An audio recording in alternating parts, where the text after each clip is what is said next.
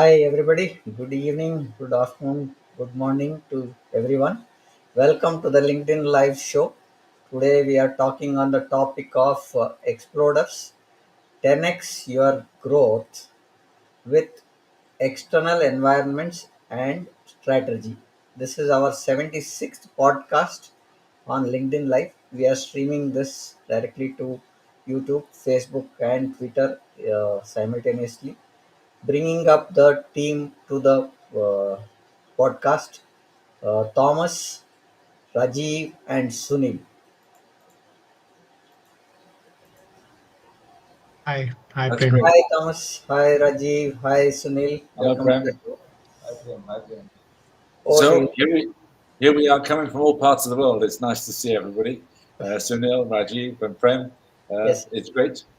Today, I'm excited to delve with my colleagues here into a topic that's critical for every organization success: driving exponential growth through strategic action in your external environment.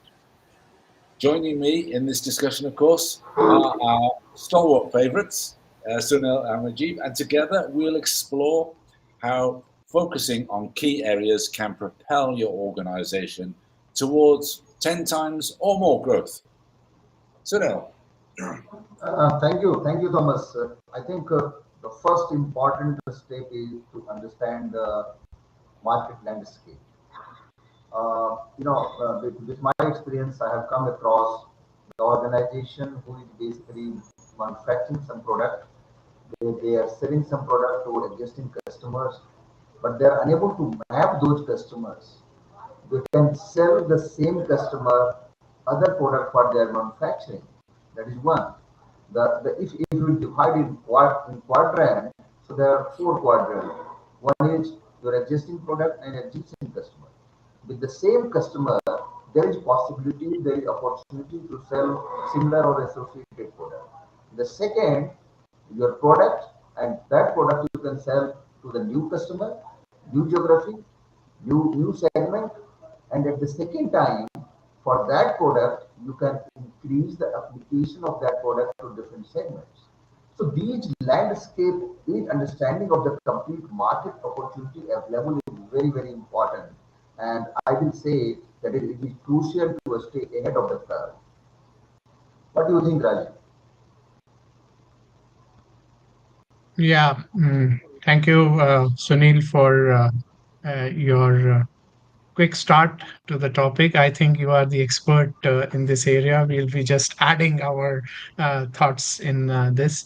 But I feel by investing in comprehensive market research, we can gain invaluable insights into the customer needs, preferences, and what are the emerging trends. So there's always scientific way of managing this part, and of course we can also identify the opportunities and threats in this whole process, and this allows us to anticipate the market shift and position, and of course we strategically we can capitalize on the new opportunities, we can see them in advance, and of course the market research excellence is the thing which we need to focus on, and we need to invest more on comprehensive market research, and we have to grasp not only the current customer needs but also we need to see the future trends. Very often I have seen the companies, they lose focus on either of the two things. Sometimes they are too focused on doing the research part, but they are not good at the implementation. So always see some disconnect happening. So I think you are an expert in this area. So I would like to hear you more on the market research excellence aspect of it. Yeah, I would like to add two things. The first important is that the company should be proactive rather than reactive. The world is changing very fast. We are living in a global village. So proactive approach is very, very important. And the second important is to dive in deep into demographics, psychographics, and behavioral factors. So if we do that, if the organization does it, then they are able to map the whole opportunity available in their I will say in their bucket. And once you have mapped the whole opportunity, then only you can formulate a strategy and implement the strategy to take the your share of that market available. So what do you feel, Thomas? Okay, I think it's important to know all of this because it is important. Everything you've just said is crucial. And at the same time, we need to remember uh, to attend to brand differentiation. In a crowded market, it's really essential to stand out and to communicate our unique value proposition and to do that effectively. Um, and one of the things that we work hard on in the cycle of Regenesis is we can ensure that brand identity is clear, our messaging is consistent and compelling, and everybody starts to talk in a way that sets us apart from the competition. Sunil. Yeah, that's right. Absolutely, Thomas. One more thing I want to take it here that every organization they believe that they should be ahead and ahead from the curve, and what they have to do that what we have discussed right now. But one important thing I want to highlight it here, then how can the organization enhance their market understanding? This is very, very important because until unless the organization will be able to understand the market understanding, the competitions, the need of the customers. Because today, when I just say this person, when you are going and you are telling that we manufacture this, nobody is going to listen that. You have to go and you have to explain to the customer that what is their pain point, how your product will add value in their operations, how your product is going to add value to their operation. Those things are very, very important. And I will say that the market understanding plays very, very important role. And from both angles, the one is in external environment, you have to understand the competition, you have to understand the new technology coming in the market, you have to understand the future need of the customer. And instead of customer is going to tell you that I need this, you have to go and you have to tell them that okay, you are in this market, the market is going to change. This is how you will be, you can differentiate at marketplace and how you will be able to differentiate. We are there to support you.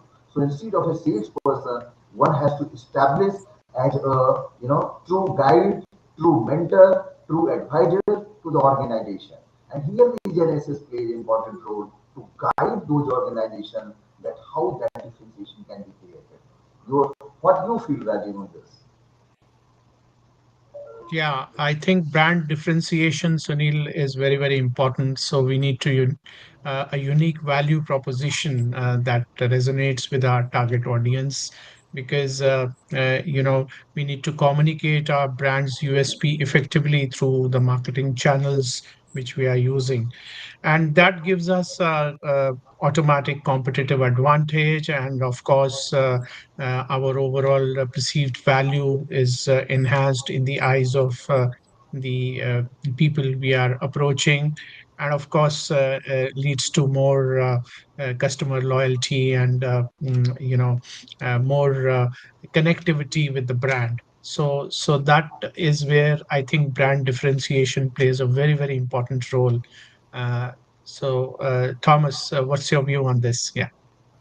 I think all the things that the two of you are saying just about sum up this whole area at the start, which is sorting out your brand identity, being really clear about what the people in your market are looking for, and then being clear and consistent and compelling in all the communication that takes place at every interface of the organization. And I think that's what really sets the great organizations apart from the competition. And it's one of the things that we work on very powerfully within the Regenesis system to help the organizations do the inner work that allows for that powerful external messaging.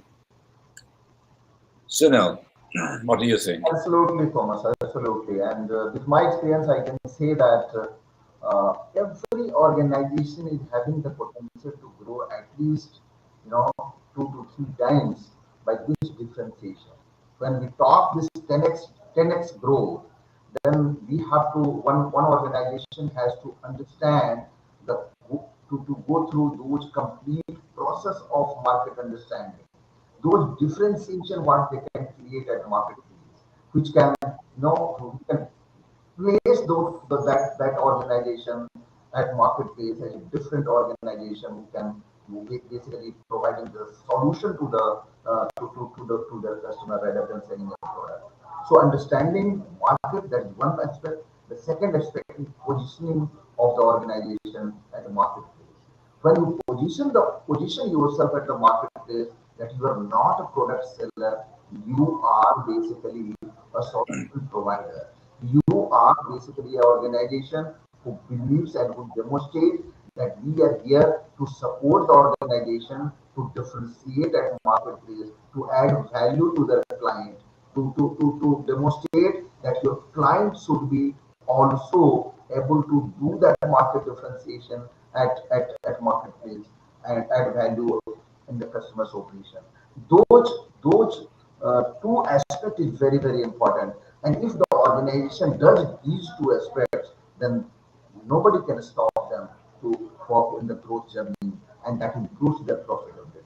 Why that improves the profitability? That when you are first, then you demand, you basically, then as far as pricing is concerned, that pricing you can demand. If you are not the first, and lot of competition are there, and you are a follower, then this means you are in a competitive market. So if you are taking that step at first hand, you are able to differentiate at marketplace, and then you can command those, those price war, negotiation, and believe me, the organization will give you that price without second thought. I would like to add one example here. I was working with a company called Schenk Rotek, Germany. We were manufacturing balancing machines. And believe me, one of the order we have lost to one of our competition, the price of that order, what we have quoted, that was basically uh, at least 6 times more than our competition. So on the basis of price, we have lost this order. But we were confident that what value we are going to add, what machine we are going to give, that is basically unparalleled.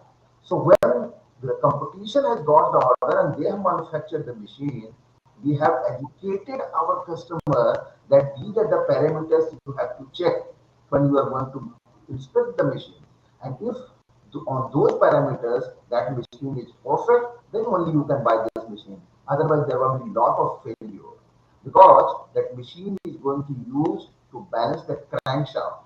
And if the crankshaft is not balanced, the life of whole engines will be less, and you can understand the performance of automotive, performance of the car. So when they have gone and they have tested on those parameters, that machine has failed. And believe me, the similar customer, the same customer has called us and given us happily at the price 6 times higher on the computer price. So what value you are getting, you are adding to the customer's operation, that is very, very important.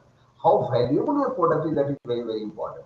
It is not that what is the material cost of your product, what is the manufacturing cost of the product. It is totally depends on what value you add in the customer's operation, in the customer's in the customer's basically I will say that what value you are adding in what value customer will get out of those machines, that is very, very important.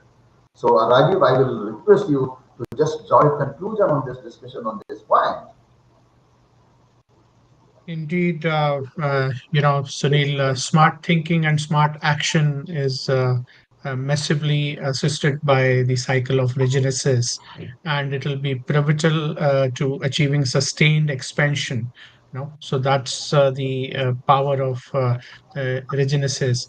So let's ensure that we integrate these principles into our market strategies moving forward, and of course. we work on approach that we smartly put across this to the market. So Sunil. Yeah, absolutely, Rajiv, absolutely. And we here at Regenesis Cycle, we can assure our customer that we are basically expert. We are having 100 years of expertise all together, all three of us, and we help the organization to unlock their true potential and achieve exponential growth in the market. So that is what we want to conclude on this point. Thomas, over to you. And if we have any Okay, question thank you. from any listener, then we will be happy to answer that. I think this is probably a good point to invite our listeners to raise any questions they've got or enter any comments they'd like to contribute to this, I think, very important debate. So if I open that door now and I can ask for Prem to let us know if we get any questions to draw our attention to anything that might need an answer. But in the meantime, what I thought we'd do is continue to part two of our conversation, and this is really to begin to include the whole area of customer engagement and experience. I think our job now is to help ourselves and the listeners explore how we can enhance customer engagement and experience and help drive exponential growth even more. So, no, maybe you'd like to again open this piece of debate. Yes, Thomas. Yes, thank you. Thank you very much. Basically, we all know that customer is king, and we have heard this, and we have grown knowing this, and we're experiencing this each and every day. Sometimes we are also customers, sometimes we are suppliers, sometimes we are vendors. But in the chain, it is important. The most important in the chain is customer. So we have to ensure the positive experience of the customer, and that is very, very important. Sometimes customer becomes your brand ambassador. If your customer is happy, then basically they are giving a lot of references to you. You will get repeat business from them. So that is the power of winning the customer, I will say, rather than rather than selling a product to the customer. You have to win those customers. You have to create an experience to the customer. In today's world, we always see in whatever operation, whatever product you sell, either you are in manufacturing sector or you are in service sector, we always say the one word that is called customer experience. So every organization has to improve that customer experience, and the power of improving the customer experience is in the terms of repeat business, referral business, and you are basically developing your customer as your brand ambassador. So that is the power. Rajiv, over to you. Yeah, absolutely, Sunil.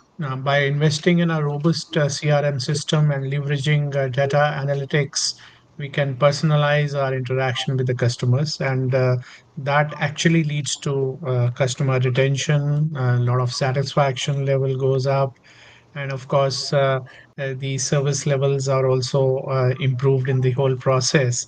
And I believe the data also plays a big role in this, and that is where we need to make sure that a lot of cross selling and upselling can happen, and we try and work on this robust CRM system.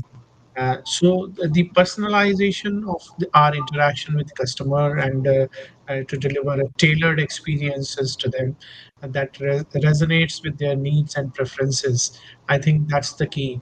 So we need to make our CRM in such a way that we are kind of connecting with them, and we know what is their expectation from us. So as you said, customer is a god. So we need to understand what God is looking from us and try and connect through our CRM with them very, very personally. And that's what I feel. Yeah. Rajiv, I think I would like to add one more point here that there are a lot of activity happens in the organization. Sometimes organizations organization Some, understand that whatever action they're taking, each and every action, each and every improvement that should happen keeping the customer in center. Every department, not only sales department, not only service department, every department, whatever action they are taking, whatever activity they are doing, they have to give this thought that how this action will impact our customer, how we can do something different, how we can challenge ourselves, our own activity, our own way of working, and innovate something new which will add value in the customer's experience. Suppose R&D. R&D should not do and adopt any technology. They have to think that if we are going to develop something new, how our customer will get benefit out of it. Suppose I'm talking service department. Suppose I'm talking sales department. Apart from sales and service, we can talk any other department also. And purchase department. Purchase department. Purchase department is having potential where lot of supplier or vendors comes. If the vendor comes and they say that this new technology has come, they should not buy the technology just for buying it. They should understand that if this technology we are buying and we are integrating this technology in our existing machine, in existing system, how this system is going to benefit our customer. So each and every action you take, that should be customer centric. And if organization has developed those those things within their employee, believe me, the result will be unbelievable. Nobody can stop nobody can stop that organization to succeed. It is, I can say, just like a blank check. If you have developed that culture within your organization, customer centricity is the core of your thought process of each and every employee. Take me, take it granted that nobody can stop you to achieve that success, whatever you have planned. But that is very, very important aspect. Customer centricity is very, very important. Whatever you do, whatever you think, that should be customer centric. Over to you, Rajiv. Yeah, so customer relationship management is a very, very important aspect. We all know that. So we need to invest in robust CRM system to track customer interactions and preferences. We need to personalize the the whole process, and that is the key for enhancing their experience. So this is what I think we have concluded from our discussion so far, and that is where I think we all need to focus on. So Thomas, over to you. Yes, thank you, Rajiv. And I think that point, coming back to the need to invest here, I think is really crucial. Otherwise, customer experience can so easily become the left hand doesn't know what the right hand is doing. In other words, one person in the organization doesn't realize what somebody else has just said or done. And the whole kind of the whole messaging around your service or your product can become so disintegrated that the customer value is at least questioned and can even be destroyed if the various players in our organization are not all acting in a coordinated manner. So that central, whether you call it a CRM or whether it's some other system where everybody can enter the essence of their interaction and in any key messages they've given or any documents they've shared, so that whoever joins in to that customer can see immediately what everybody else has done. And by leveraging those data analytics, we can really tailor our marketing, which isn't just at the front, it's not just for sales. The whole of the time we speak to the customer, we are sending marketing messages about ourselves, about our offerings. And unless we kind of manage that and coordinate it, it can seem very disorganized. And we need to always be focused on meeting the specific needs of each customer segment and each customer individual customer. And that kind of makes it essential that we have some kind of omni-channel strategy. In today's digital age, customers expect more and more this seamless experience. It doesn't need to be expensive. There are some really excellent and not costly CRMs around now. And they help manage the experience across all the touch points in your organization, whether that's online and they come in via the website or some other online presence, or whether they come in offline and they talk to the person. And by prioritizing this engagement and the management of the experience, yes, there is some staff training there, but yes, you can definitely foster those long-term relationships and drive what Sunil was talking about earlier, that repeat business, because the value given to the customer is so much greater than the competition. And as a result, as Sunil was saying, you can charge more because the value is there. The greater expend drives greater value, much bigger than any extra costs. And ultimately, it's that kind of thing that can fuel your growth and profitability. Sunil, anything to add to that? Yeah, sure, Thomas. I think one important thing is that how can we ensure this seamless experience across all touch points? That is very, very important. Rajiv, your say on this.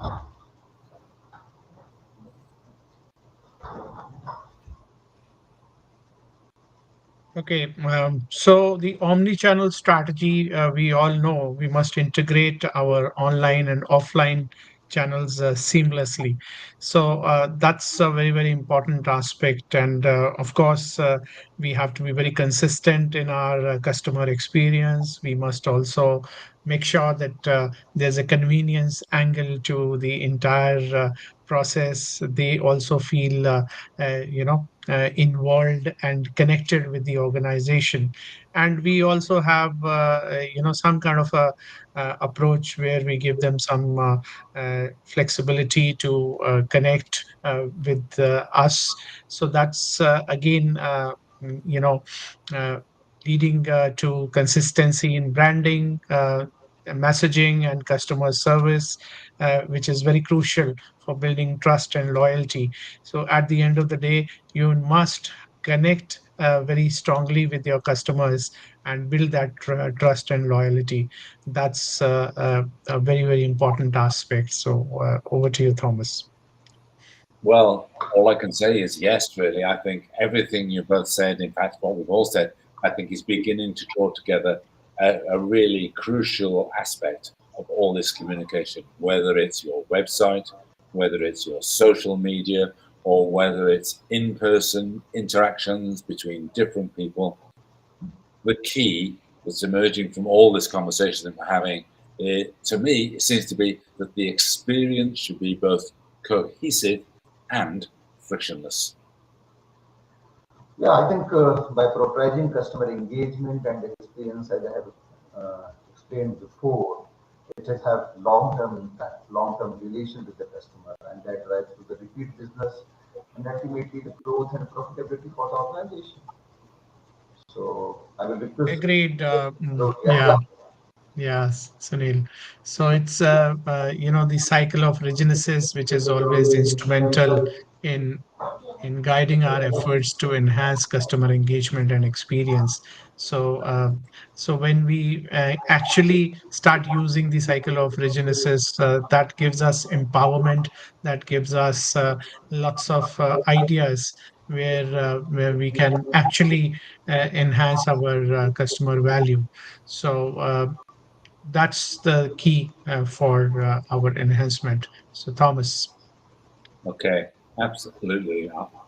I think we're coming to the point now where we're realizing we need to ensure that not only is our external strategy coherent, so in other words, our communication is coordinated, people know what other people are saying, they know what contacts the customer has had, we've differentiated ourselves in the marketplace, but also this coherence comes from more than this, and what we get from the cycle of Regenesis as the importance of building almost from inner hub.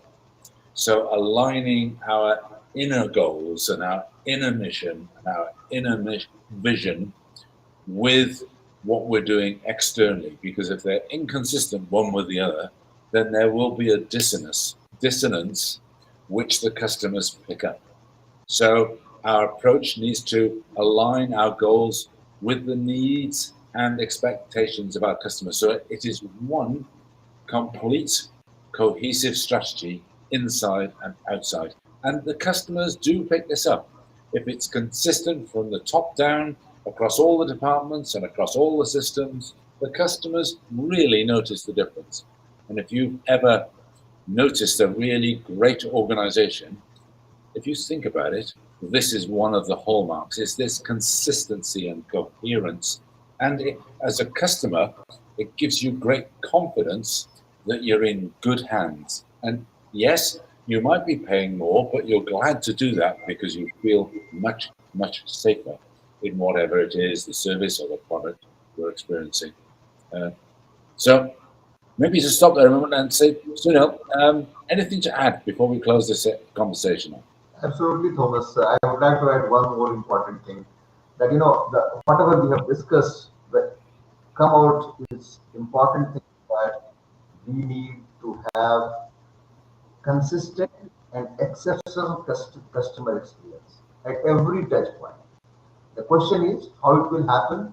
So there should be a systemized processes, and that should be mutualized cooperation across all the departments in the organization.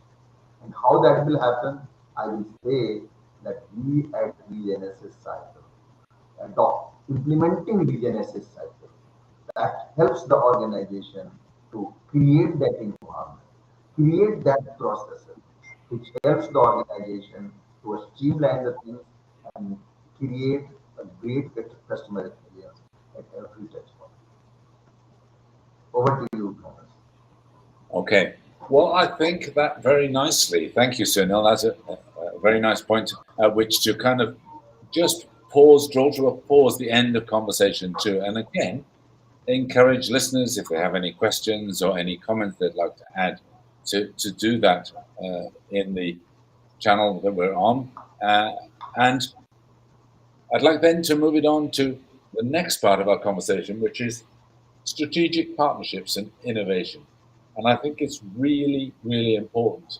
So outside of this internal effort to differentiate and demark ourselves and our products and coordinate our communication, we also need to discuss how we can externalize how strategic partnerships and innovation can propel us on this journey towards much greater growth. And we're talking here profit growth, revenue growth.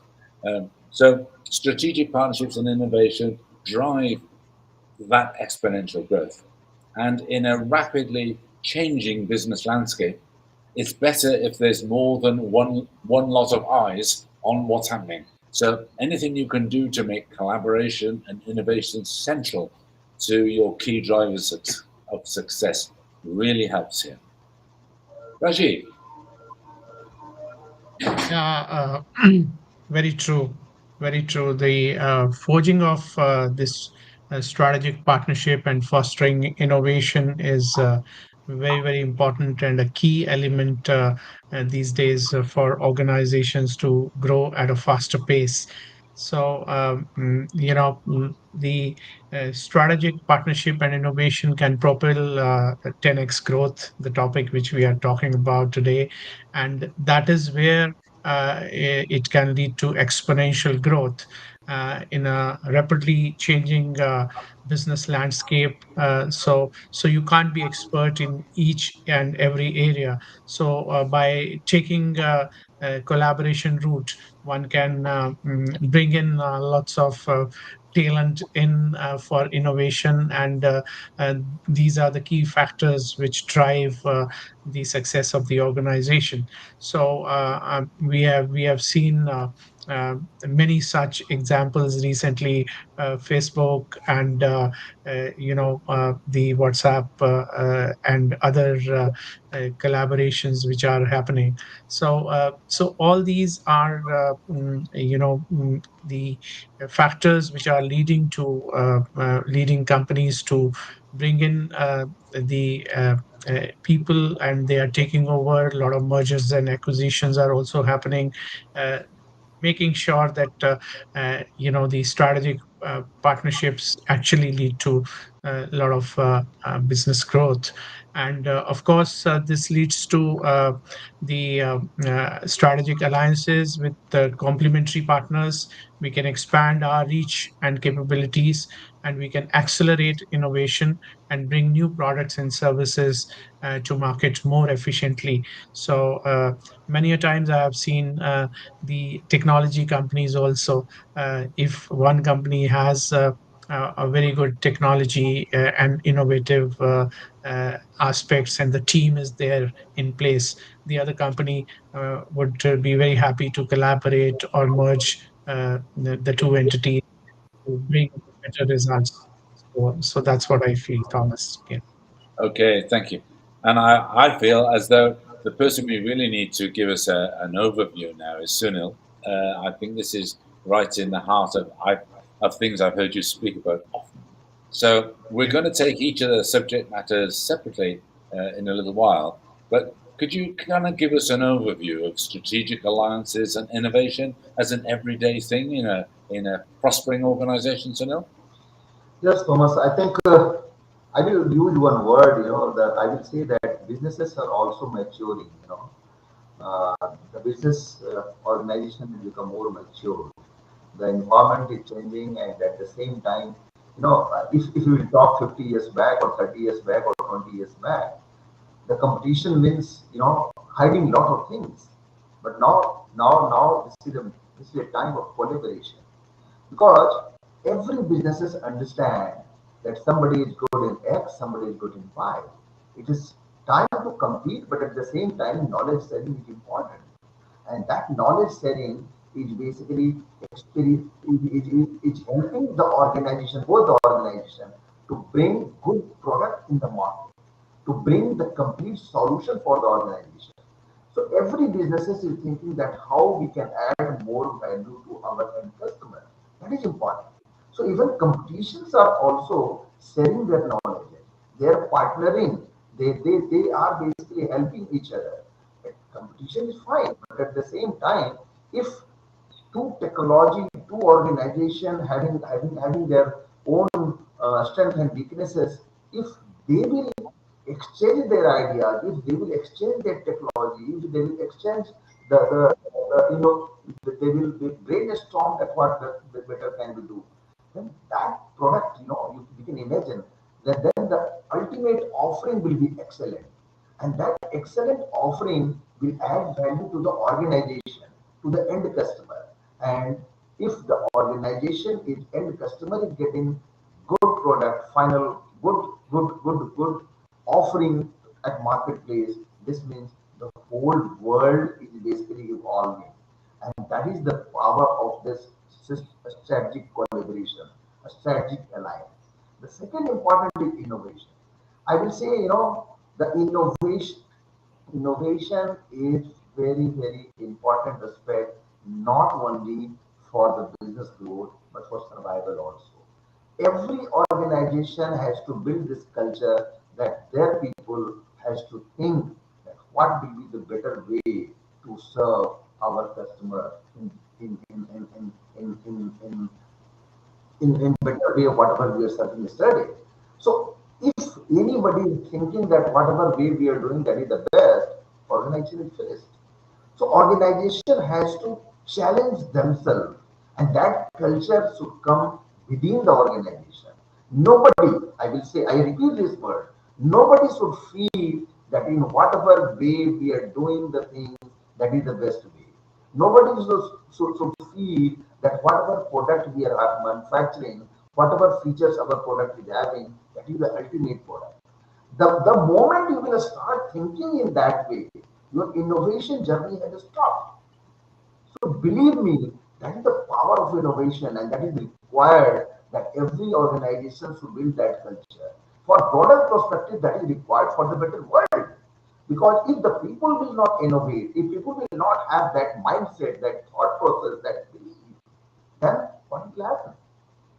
The things, if they will not think in that way, the better product will not come in spite of all in spite of all the talents, in spite of all the potentials. So these two things are very important, and I will say These two things are having the potential how this 10x growth is possible. And that is possible for, believe me, I'm repeating this line, that is possible for each and every organization. Any business order, any business, any organization working in whatever field, in whatever sector, that potential they can have, that growth is possible. Let us forget, that word that it is impossible. It is possible and it is happening. It is getting demonstrated every day. I have seen myself, the organization which is growing, the organization is growing at the past at the pace of 10x. I have seen the organization, and this is the right time for the businesses to grow with that faster pace. The only thing is they have to develop that culture. They have to they have to basically map the external environment. They have to map the opportunity available in the market. They have to develop the strategy in that line, and they have to develop a culture of innovation. Over to you, Thomas. Great, thank you very much indeed. I think that really helps us get kind of a bigger picture here. Now, I think it'd be good for us to just touch on two aspects here, and I'm going to ask Rajiv to give us a quick intro, and then for Sunil to kind of add any extra points. So, Sunil, could you just take us into kind of what you see as the key areas that we really need to focus down on for, firstly, strategic alliances, and then secondly, innovation ecosystem development? Yeah, I think as far as strategic alliances is concerned, the key aspect of a strategic alliances that organization have to do the SWOT analysis. They need to understand what are the strengths and weaknesses they have. So I will say there are two aspects. One is basically to do the SWOT analysis. The second aspect, the openness. They should understand that we are open for that. We are open for any partnership. We are open to collaborate. We are open to hire talents. So that aspect is very very important for any organization to grow. And the second aspect, as far as innovation, what we were talking before, the organization has to, to come with the innovative ideas. They have to take the innovative initiative. There are a lot of organizations they basically promote the innovation. We know that in Tata they are promoting innovation. They are giving their employee that okay, you have to come out with some suggestions. You have to come out what basically we should do so that we can improve our product, or we can go in different market, we can go in different businesses, and each and every idea is basically getting vetted. They are having one of innovation cell. So that cell is basically vet those ideas. And believe me, one more important thing, the idea which is basically wired, which can't be implemented, they basically identify those idea also. They acknowledge and recognize those idea also. But once you will put the limitation of thought process, then it may happen that the best idea will not come. So you have to keep it open. Once you will keep it open, believe me, this every human being who is working in your organization is having great potential. The person who is your newcomers who is working for 2 years or 3 years, they are also having ideas. It is not the person who is sitting in the board only, they have ideas. The HODs are having the ideas. The managers are having the ideas. No, the actual service engineer who is working at the field, the sales engineer working at the field, sometimes they are having better idea than the person sitting in the board. So organization should develop the culture that yes, we are here to listen. It is everybody's responsibility to come with ideas, and management is open to listen each and every individual. That culture development is very, very important. Once you develop that culture, believe me, some unbelievable idea will come. And that idea is having the potential to make your work organization from good to great. And here at Regenesis, we help the organization to develop that culture. We help the organization to bring those processes within the organization, and that process, implementation of that process, creates that culture. This is not a magic. but this is a process. And once that process gets implemented, magic happens. And that magic is having the potential of that 10x growth. So I will request all the business owners, all the proprietors, all the CEOs, all the HODs that create that culture in that organization. Get help. Get help from external agency.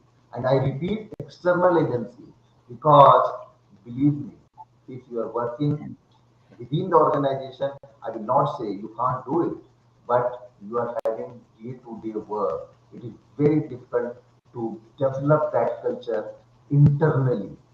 You require the external agency to develop that culture. You require that external agent to develop that process.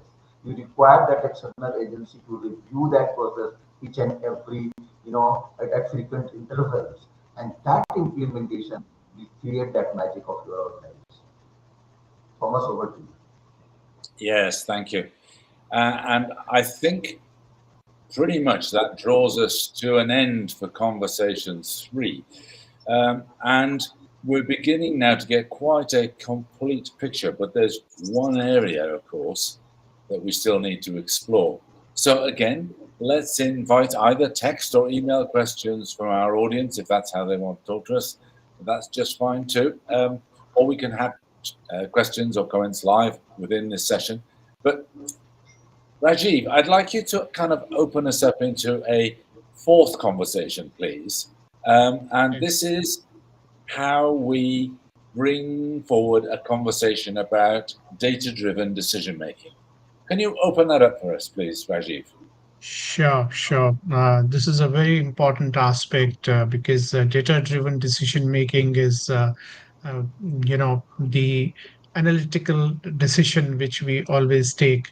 So, in today's data-rich environment where we have organizations having access to unprecedented amount of information, so it is very important how to, modulate that information, how to utilize that information for taking a proper decision. And let me tell you, the data management part and the ERP and other tools which are in the market, the most important aspect is how you can leverage these datas effectively, and you can drive your strategic action accordingly. Because sometimes you get to know that, oh, my customers are more than 50 years of age, or my customers are youngsters who are falling between the 18 years to say 25 years category.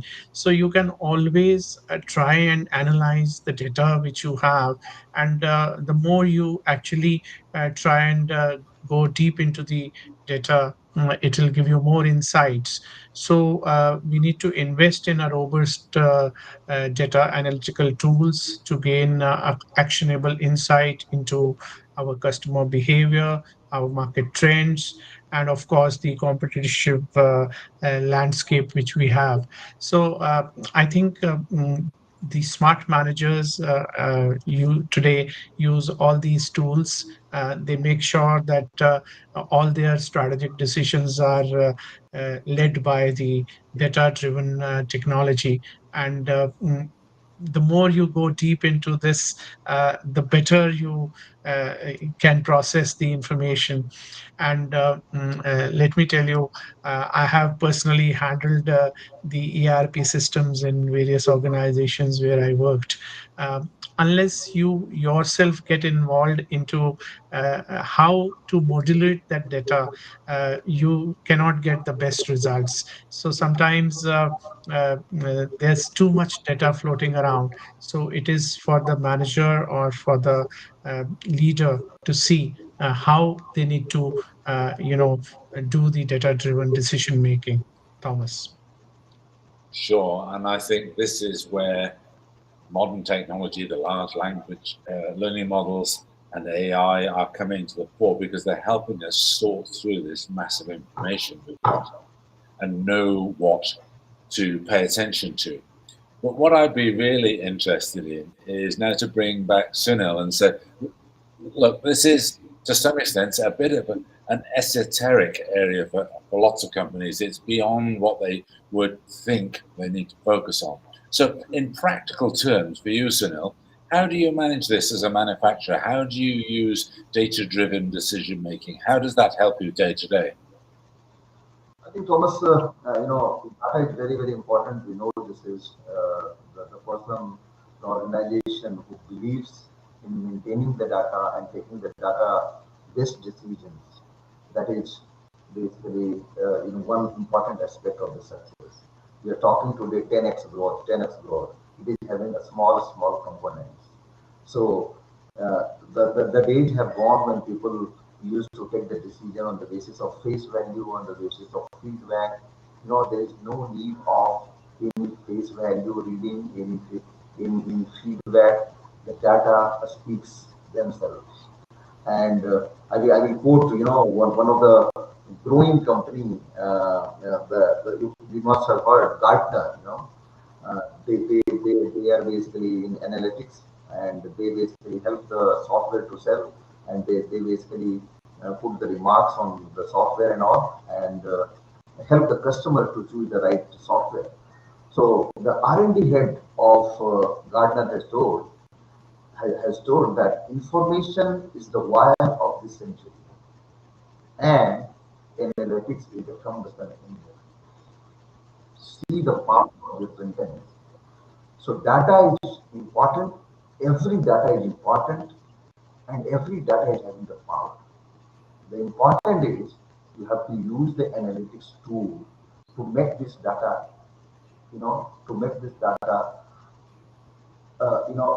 the way you want to analyze those data, the data informative to you. Make this data on the basis of which you can take the decision. And this, if you are having the data and you're using this data analytic tools, then you are getting the power to analyze those data from all the angles. And when you are analyzing from all the angles, you are able to have 360-degree, and I am repeating it, 360-degree approach of possibilities. And if you are having all those possible decisions you can take, you have to have the liberty to take the final decision and the best decision. So the power of data is to get those to analyze it through 360-degree and get the best decision and do the best decision. So that is the power of data analysis and taking the best decision out of it. Over to you, Thomas. Okay, thank you, Yeah. Sunil, and thank you, Rajiv. That was a really useful, I think, overview of the 4 big areas that you can access to really leverage your growth. I'm conscious that we're running towards the end of our session, so I think it's just a good place to have a quick reminder that driving exponential growth requires a strategic focus on, number 1, understanding the market landscape. So who are your customers? Who could be your customers? And looking to understand where they are, what they want, is to really get to build that picture. And there are lots of tools we've talked about and lots of approaches inside the management team that need to be progressed there. And then it's about enhancing customer engagement. And that includes starting customer engagement with new customers and enhancing their experience as well. We then talked about don't try and go this alone. If there's somebody else doing what you could do and they can do it better or cheaper or with you, then forge those strategic partnerships. But also don't ignore the strategic partnerships inside, because the silos inside your organization all need to work together. And we've talked about that today in conversation 3. And also help your team encourage and foster, you as leaders and managers, foster and encourage innovation. And finally, then make sure that you have a way of harnessing all the information available to you. So maybe it's a CRM to organize the internal and external communications so that everything is coordinated. But maybe also it's about bringing forward the information you need for day-to-day decision making, strategic decision making, and the tools now are getting very, very good. I must admit, I can do now in probably half an hour or less which would have taken me a day or two. And I'm sure it's the same throughout all industries now. The tools are becoming fantastic and they're very quick. They're not always perfect, so it's always excellent to have quite a lot of human involvement and human checking, but they really do help summarize and sort the information so you can see what to pay attention to. And we put quite a lot of emphasis on this throughout Regenesis, is gradually getting more coherence in your organization. And I guess the big news from us as the Regenesis team here in Delhi and Noida and Bangalore is to say, look, we now have a network group that you can access. It's really easy. Just contact any of us and we can give you a link to membership. It's a very modest investment for anybody at $35 a month. So please do come and join our network. And there are like-minded people like us and like you, all trying to build a better future, build better organizations, to grow more, to serve society more. So all those things are now becoming uppermost in everybody's minds as we go forward into what we hope will be a better future. So if you're a manager, an executive, or a director, or a CEO, or a COO, or whatever senior role you have, or junior role, it's a good place to come because we do try and open up the problems. And you get access to a monthly briefing, which we all attend, and also you get access to weekday Q&As where you can bring in live issues and get some thoughts and guidance about how you handle it. And it's all actionable. That's what we want. It's actionable by individuals. And the way we see our role is we're helping managers make more money by making more money for their organizations. It's really the only way it can work. And hopefully that's what paves the way to your exponential growth and profitability for your organization. That's it from me. So before we finish, Sunil and Rajiv, have you anything to add? And then we'll ask perhaps Prem to close us out. Yeah, I think Thomas, you nailed it on the right thing. That of course we need to make sure that the integration of all these things, and of course the data which we have, we need to analyze. So integration of data analytics into the whole process becomes all the more important. And of course, we have to make sure that the cycle of Regenesis, is always there to guide and put all your energies so that you can leverage your data collectively and effectively for decision making. So I think that is the key for all of us. So I think I would stop here because we are approaching the time. So over to you, Sunil. Yeah. Yeah, thank you, Thomas and Rajiv. I will add only one point that every organization is having the potential to grow, and we are here to make a better world. And when we are talking the better world, that then we say that with the regenesis process, we help the organization to find out their inherent potential, to find out their growth potential of 10x. And implementation of those processes are very, very important. And I will say once again that it is important for every organization to take the help of external agency. Internally, it is not possible to do. So, thank you. Thomas, over to you. And I think for me to say thank you, everybody. A really good conversation. I enjoyed it. And Prem, would you like to close us out for today, please?